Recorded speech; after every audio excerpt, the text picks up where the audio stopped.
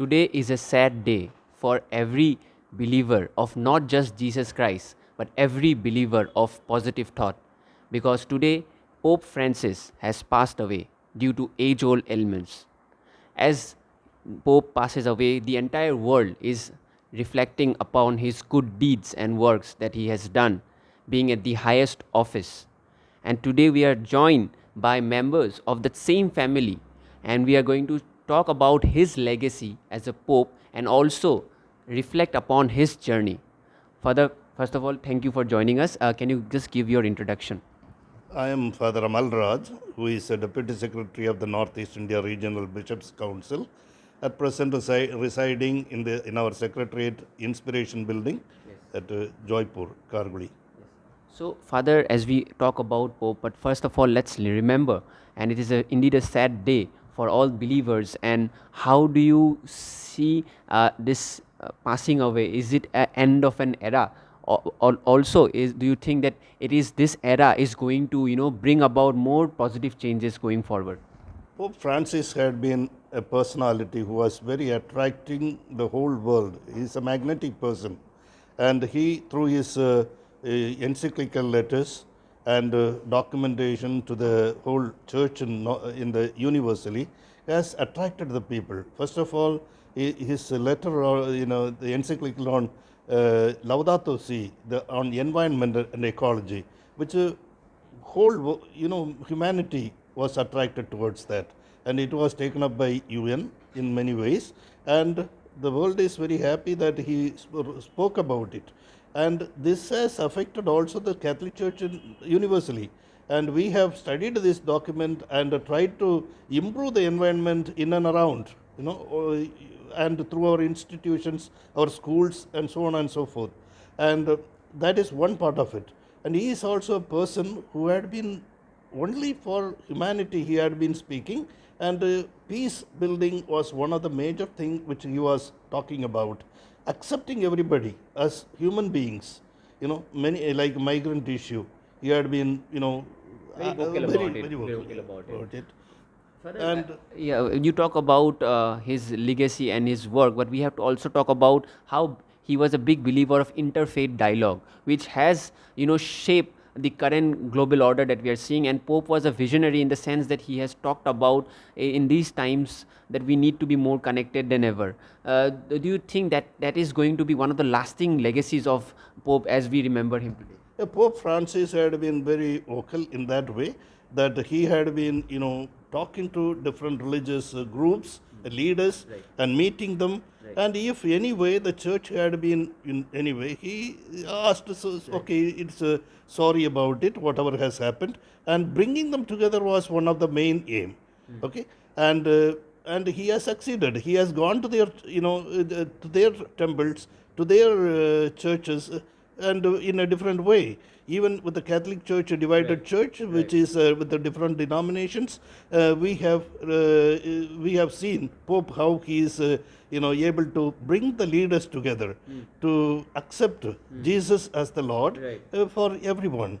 And he was a person who was also accepted by everyone in the world. Right. Every leader Even accepted political leaders included. accepted him. Yes. And that is how he has influenced the modern world. Right. Yeah. Father, when we talk about a geography like the Northeast India, where we are currently at in Guwahati, in Northeast we see that predominantly there are 3 Christian states like Mizoram, there is Nagaland, there is Arunachal also, and there are other states also which has significant Christian population.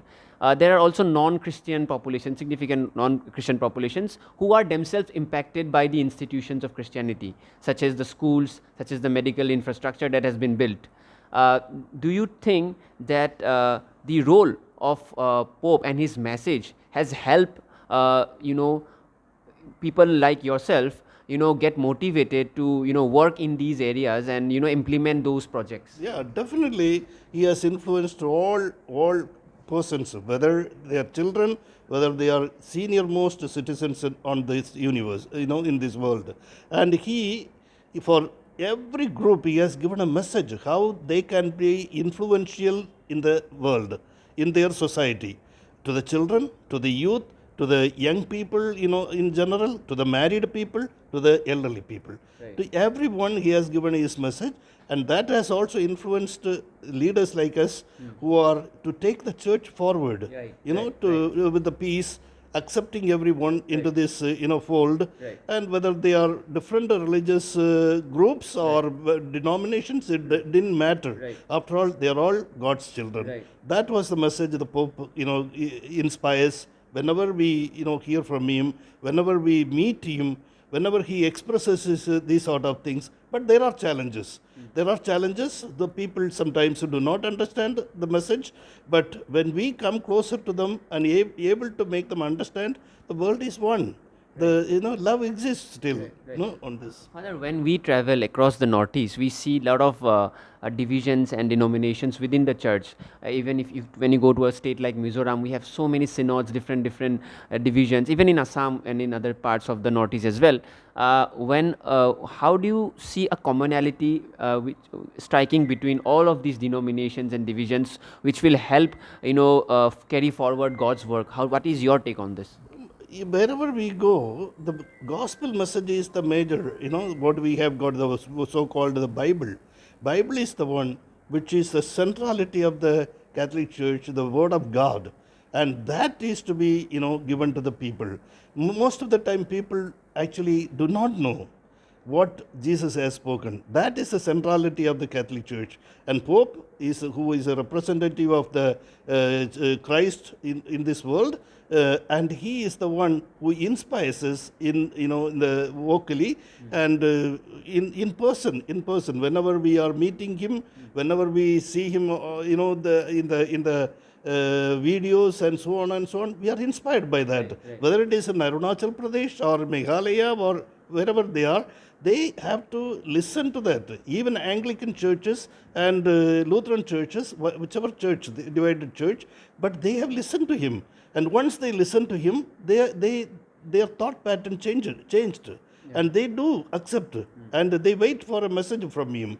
And that is how the church has moved till today. The last question before I wrap this up. In today's world, there are a lot of challenges for anyone who tries to do positive work. And the Salesian family in the Northeast has been here for a long time. They have worked in the freedom struggle.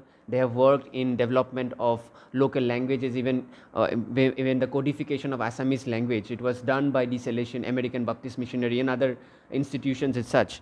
But in today's world, due to politics or many other issues, there has been a targeted attempt at times to see this as an outsider force trying to convert people or trying to misguide people, although they have participated in the freedom struggle or any local movements which have helped indigenous people. In these challenging times, what is the biggest challenge for the church, firstly? And secondly, how do you see this kind of politics developing? Do you think this is very short-sighted and doesn't, go back to the root of the, big history and background of the church and its work in the Northeast? This, what we find in every society is certain fringe elements. That should not affect the church, basically. Right. That is due to misunderstanding, basically, And once they know the work done by the Catholic Church or the Christian community at large, they do understand. It's no doubt that missionaries in Northeast have brought the language, first of all, alive, and they have given whatever is possible in the form of education, in the form of health sector, social work, and many other ways. They are still doing the same thing. But the problem with us is maybe the thinking has changed in humanity today. And that thinking is affecting a particular group of people who, react to this situation. But in fact, church is not, falling back. Church is stable. And the people are still dedicated to the people of Northeast. And that's why the church is kept alive and the institutions still go on. And we are not affected so much by certain remarks and things of that sort. For example, see, a lot of people have taken to the gospel and taken to the Bible or the Jesus Christ, however they see Christianity.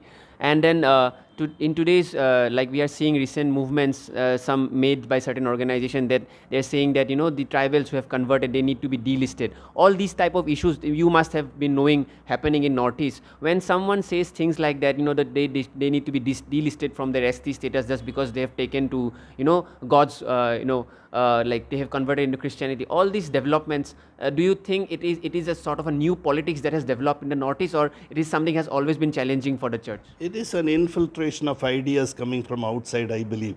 It is because maybe the people are, they are becoming more selfish one way. But then for a mother, the child will be a child always. Right. Whether it is, following left side or right side, doesn't matter. Right. For the mother, it is a child. The same way, tribals are tribals. You cannot delist them at all. No, Right. that's my understanding also. Right. And I have discussed this one with many others. Right. But the child may have taken a different path of belief or eating habits or I don't know what other things. Right. But way of dressing could change. Right. But the child is mother's, the same mother. In the same way, culture is something like that. Right. One cannot lose the culture. Right. Just because someone has changed the belief doesn't mean that culture will change. Change, actually. But people can talk about it in many ways. A circle has got a 360 degree, and in different angles people can speak. But we don't lose that circle. Right. That is it. That's what my belief is all about. Thank you, Father, for your words. So today is indeed a very tragic day for all the believers, and as Pope Francis passes, but we also have a lot of people within the Northeast and especially in Assam, Guwahati, who are going to pay homage and tribute to his legacy. And the best way to remember Pope Francis will be to honor his ideology, his vision, and to implement that across the world. And we also hope that our celestial family members and our institutions will also carry on his work and execute all this vision across the Northeast India. With video journalist Nishant, this is Nivir reporting for NewsX. For more such videos, subscribe to the NewsX YouTube channel, hit the bell icon.